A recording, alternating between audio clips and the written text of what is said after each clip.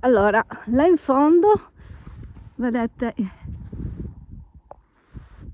quello che rimane del nuraghe.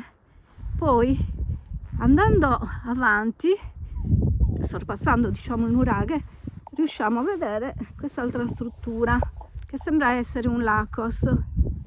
Vedete, ha proprio la caratteristica forma del lacos per la vinificazione oppure per la produzione dell'olio. E sempre in questa struttura, questo ammesso roccioso, abbiamo anche qua diverse coppelle. Vedete, un'altra coppella,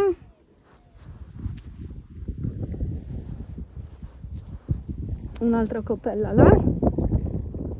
E se non ci fosse l'acqua le vedreste meglio, ma sono piene d'acqua perché appunto sta piovendo, però ci sono. E qua ci sono ugualmente delle scanalature in questa roccia, vedete, delle cose ondulate, non so dirvi cosa possano essere. Certo è che questo posto è veramente molto molto molto interessante.